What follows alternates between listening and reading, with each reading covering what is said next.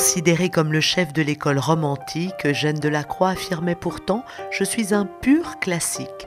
Contradiction apparente d'où surgit un art d'une richesse et d'une vigueur exceptionnelles, dont les générations suivantes exploiteront les découvertes. Les archives du Val-de-Marne à Créteil et le musée Eugène Delacroix rue Furstenberg à Paris nous ont ouvert leurs portes. Nous fêtons cette année le 150e anniversaire de sa mort. Alors Delacroix, c'est quelqu'un effectivement qui naît dans l'actuel Val-de-Marne, à la toute fin du XVIIIe siècle, en 1798, et c'est un artiste qui appartient à une famille parisienne, et notamment d'ébénistes, puisqu'il est lié aux ébénistes Rissner et Van Euben, et il appartient à la société de son temps, d'une certaine manière, et au goût de son temps, c'est-à-dire qu'il est très marqué par un enjeu romantique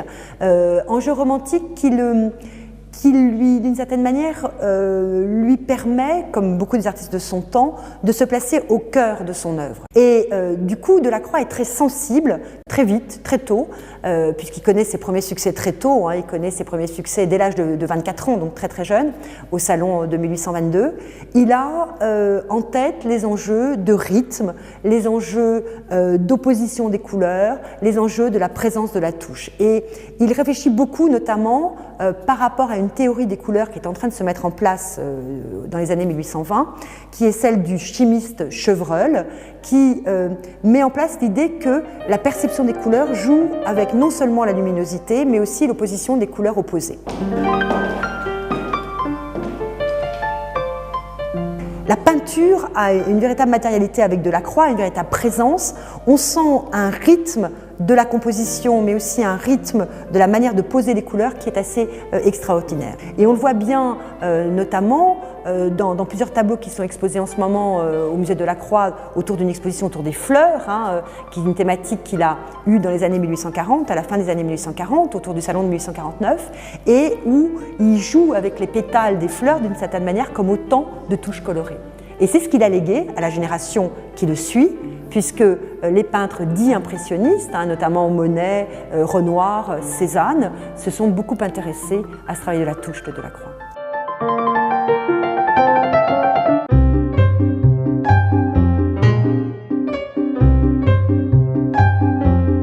Eugène Delacroix voit le jour aux 2 rues de Paris, actuelle 29 rue du Maréchal Leclerc à Saint-Maurice dans le Val-de-Marne.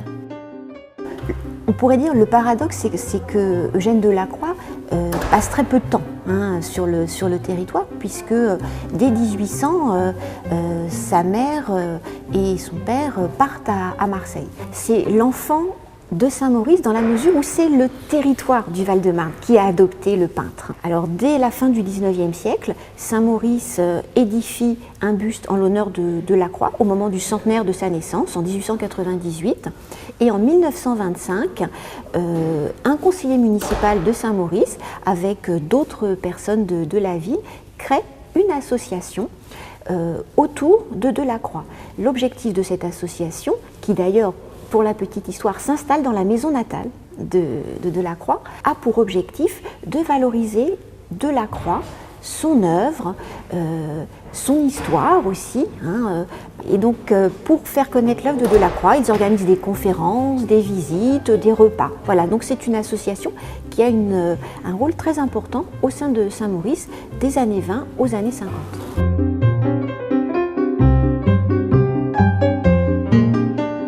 Du coup, dans les fonds d'archives que l'on conserve de cette association, c'est là qu'on découvre le secret de la naissance de Delacroix. La légende, et puis aussi des traces historiques, tendraient à prouver que le père véritable d'Eugène Delacroix est Talleyrand. Voilà, donc il y a un petit secret sur la naissance de Delacroix. C'est ici, dans la salle des archives, que sont précieusement gardées toutes ces correspondances que Joséphine de Forget va adresser à Delacroix des années 1830 à la mort du peintre en 1863. Joséphine de Forget, c'est la cousine, une cousine même lointaine de Delacroix, qu'il rencontre dans les années 1830 et dont il tombe amoureux. Joséphine de Forget, qui est une dame qui reçoit beaucoup, qui sort beaucoup, va introduire Delacroix dans le milieu mondain et littéraire. Donc ils vont être successivement amants puis amis. En fait, après leur liaison amoureuse, ils vont rester amis jusqu'à la mort du peintre. Et c'est donc les lettres que Joséphine adresse à Delacroix que nous avons dans nos collections. Ça permet, ces lettres, à la fois de rentrer dans l'intimité des deux personnes et aussi de voir justement ce monde littéraire et mondain du XIXe siècle. Elle va lui permettre de sortir, d'aller à l'opéra, de rencontrer effectivement certains écrivains. Et puis, ils ont vraiment bien sûr une histoire amoureuse entre eux, mais une amitié très profonde. Delacroix l'appelle sa consuelo, c'est sa consolatrice. Donc il lui raconte tout, des petites choses comme des grandes choses, son travail, son jardin à Champrosay, ses doutes. Donc c'est vraiment, il se livre auprès de Joséphine de Forget. C'est un homme qui a entièrement vécu pour son œuvre. Ce qu'il est intéressant de savoir, c'est qu'avant de devenir peintre, il a hésité entre la musique et la littérature. Et nous, Archives départementales du Val-de-Marne, nous conservons un ébauche de manuscrits, vraisemblablement datant de la jeunesse de Delacroix. Et puis nous avons aussi, et ça fait partie de la vie personnelle de Delacroix, quelques lettres écrites par le peintre.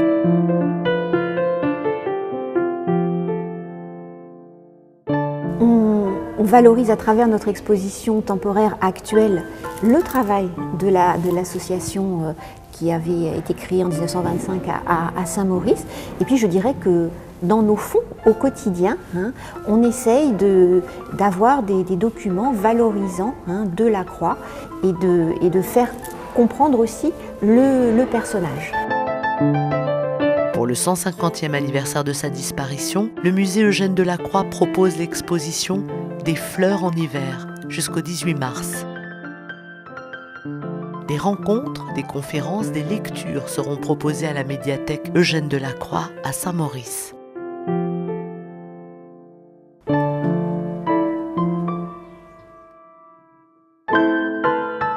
J'aurais envie de dire que c'est certainement un des plus grands artistes français qui a profondément compté dans son temps, à la fois comme peintre, mais aussi comme artiste, et parce qu'il connaissait bien la musique de son temps, il connaissait bien la poésie de son temps, la littérature de son temps, et que c'est un artiste, bien que le nom soit très connu, dont l'œuvre est encore à redécouvrir et à replacer dans son élément.